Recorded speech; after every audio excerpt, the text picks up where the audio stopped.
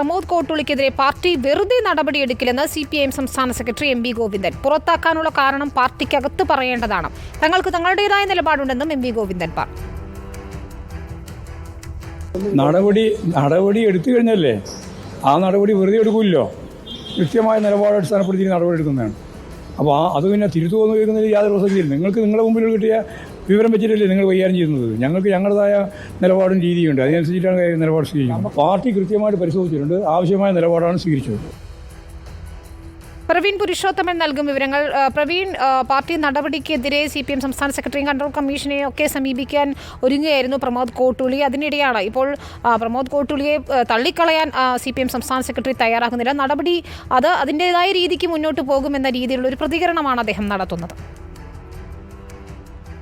വിനിത, ഇന്ന് പത്തനംതിട്ടയിൽ KSKTUവിന്റെ ജില്ലാ സമ്മേളനം ഉദ്ഘാടനം ചെയ്യാൻ എത്തിയപ്പോഴായിരുന്നു പ്രമോദ് കോട്ടൂളി വിഷയത്തിൽ CPIM സംസ്ഥാന സെക്രട്ടറി MV ഗോവിന്ദൻ തന്റെ നിലപാട് വ്യക്തമാക്കിയത്.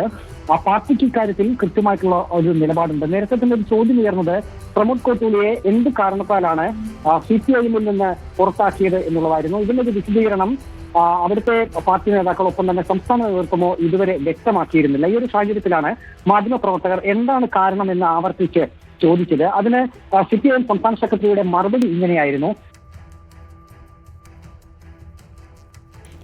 ശരി, പാർട്ടിക്ക് പാർട്ടിയുടേതായ നിലപാടുണ്ട്. വെറുതെ അങ്ങനെ നടപടിയെടുക്കില്ല എന്നാണ് MV ഗോവിന്ദൻ വ്യക്തമാക്കുന്നത്. പുറത്താക്കാനുള്ള കാരണം പാർട്ടിക്കകത്ത് പറയേണ്ടതാണെന്നും MV ഗോവിന്ദൻ വ്യക്തമാക്കും.